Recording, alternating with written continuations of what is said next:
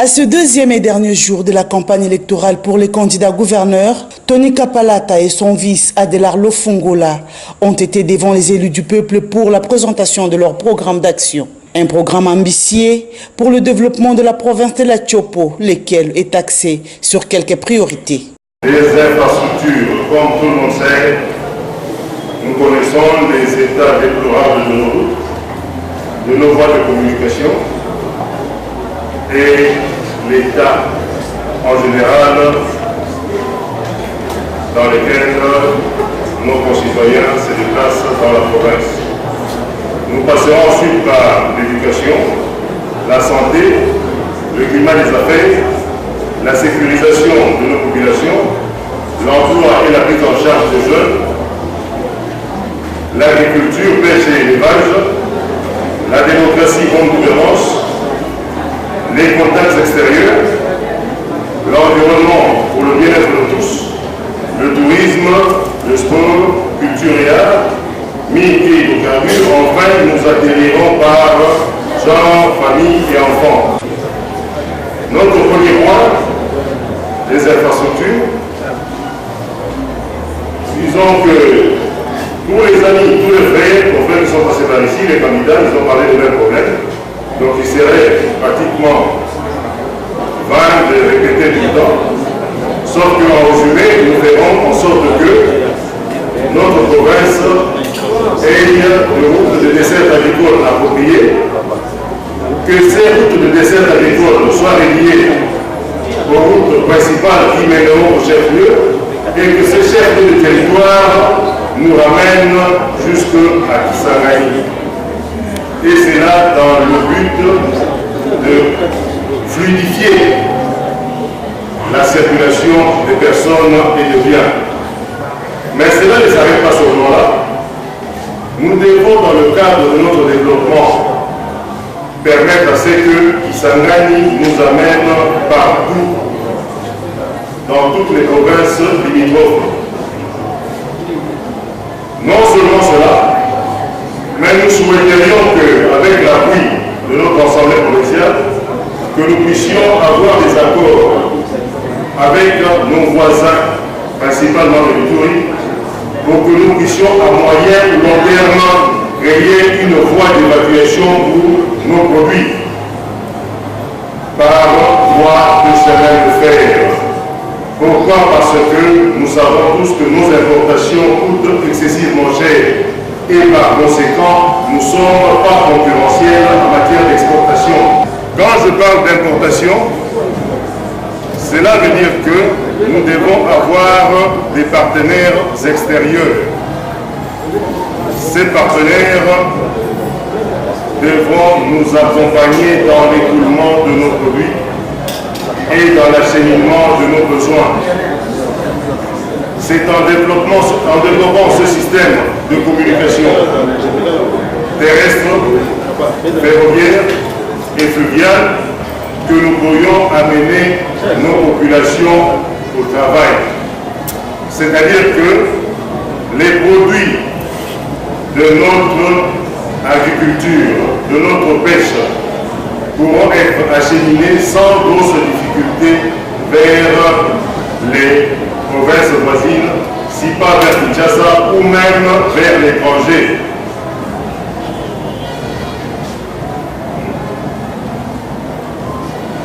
Dans ce ordre d'idée, nous parlerons aussi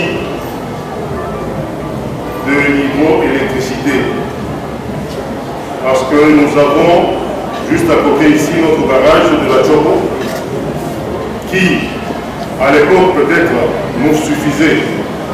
Mais actuellement, il est pratiquement en deçà de nos attentes. Ce qui nous fait dire que nous devrions nous atteler à réaménager, à réétudier nos besoins et à actualiser notre production électrique. Je pense qu'avec la technologie que nous avons actuellement, nous serons à même de relever le niveau de production d'électricité sur le même barrage ou dans le même barrage afin de permettre à nos population d'avoir rapidement à oublier ce souci de délestage quotidien. Pourquoi je dis rapidement? Parce que la construction d'un nouveau barrage coûtera beaucoup d'argent et beaucoup de temps. Mais si nous pouvons ensemble réévaluer les capacités nécessaires, nous pourrions facilement atteindre le 60 ou 75 mégas nécessaires à éviter le délestage dans la ville de Kisangani et les environs. Ça, c'est une des propositions que nous mettrons sur la table pour nous permettre ensemble d'évoluer. Parce que comme tous les amis qui sont passés devant l'ont dit, le développement, c'est d'abord les infrastructures, les routes, le courant, l'eau, et j'en passe. Quand je parle de l'eau, nous savons tous les défaillances de notre système de distribution d'eau. Nous ne pouvons pas aujourd'hui demander à la Régie des eaux de nous octroyer, de nous mettre des tuyaux dans tous les territoires. Nous proposons une alternative à cela, c'est-à-dire aller par le système de forage dans tous nos villages pour éviter, comme nous le savons tous, le problème de maladies hydriques et permettre à nos populations de travailler et de vaquer paisiblement sans tracasserie liée à ce problème d'approvisionnement. Pour cela, je tiens à insister, bien que ce ne soit pas vraiment la quantité nécessaire voulue, nous nous sommes permis, mon policier et moi, d'amener quelques échantillons que vous pourriez voir à l'entrée de notre auguste assemblée pour dire que ce n'est pas demain, ce n'est pas après-demain que nous comptons commencer ce travail, mais c'est aujourd'hui. Aujourd'hui, pourquoi? Parce que le temps, comme on le dit, c'est de l'argent. Nous n'allons pas attendre à croiser les mains pour trouver des solutions aux problèmes auxquels nous devions faire face. Au second point, nous parlerons de l'éducation. Pour ce faire, je tiens à souligner un petit problème. J'ai été il n'y a pas longtemps dans un de nos territoires et il y a un contraste qui a été aberrant à mes yeux. Je suppose que notre province est l'une des plus grandes exploitatrices de bois. Mais j'ai été dans l'étonnement de constater que dans les salles de classe, il n'y a aucun banc, aucun pupitre, aucun tableau. Et dans ces salles de classe, s'il n'y a pas de banc, il n'y a pas de tableau, il y a pire, il n'y a même pas de toiture. Et pour mon malheur, si je peux me le permettre, je suis passé un jour de pluie. C'est-à-dire qu'il n'y avait aucun de nos enfants dans les salles de classe. Je pense que cette situation devrait nous interpeller tous. Que faisons-nous de notre jeunesse? Quel avenir réservons-nous à notre jeunesse? Si c'est dans ces conditions qu'ils doivent étudier, que pouvons-nous attendre de ces enfants dans les années à venir? Je pense qu'il serait nécessaire que cela soit une de nos principales priorités. Et c'est là dans l'intérêt primordial de notre province. Parce que nous ne pensons pas que nous souhaiterions que demain notre province soit dirigée par des gens venant d'ailleurs.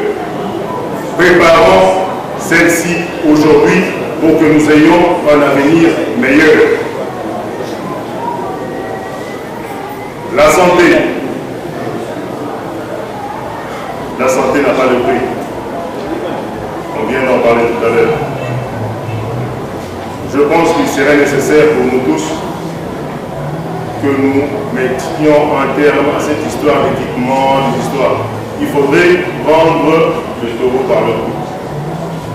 Il n'y a pas d'infrastructure sanitaire viable dans cette province.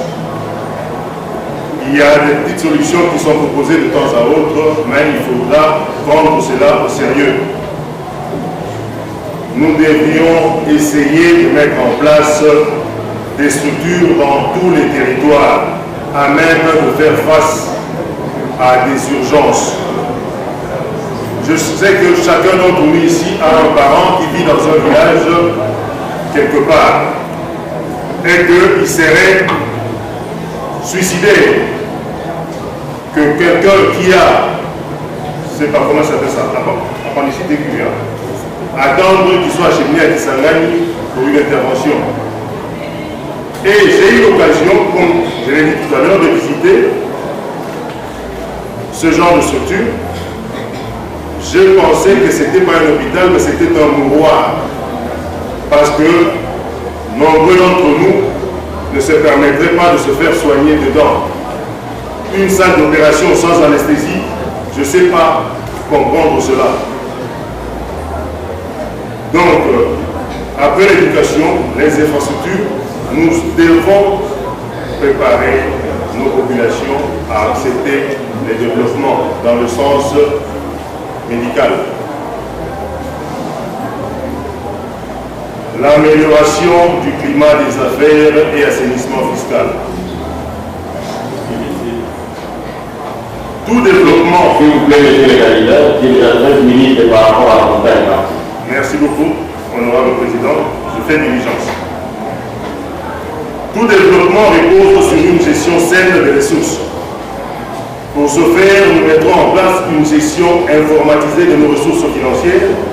Nous ferons en sorte que nos services d'assiette aient des imprimés de valeur sécurisés afin d'éviter toute forme de fraude. Nous envisagerons la création ou la réhabilitation du guichet unique. Nous devons faire en sorte que les fléaux qui minent notre province, je voulais dire le laxisme, la corruption, le clientélisme, le tribalisme, le vaporisme et le trafic d'influence, en plus de la mégestion, disparaissent de nos vocabulaires. Ce n'est qu'à ces seules conditions que nous pourrions nous dire que nous pouvons amener des investisseurs ici, dans cette province. Et si je peux me résumer, je peux dire que sans assainissement fiscal, oublions le développement. Nous devons tous ensemble nous y mettre pour permettre à ce que nous puissions préparer l'avenir et l'éclosion de cette province que nous appelons la Tchobo.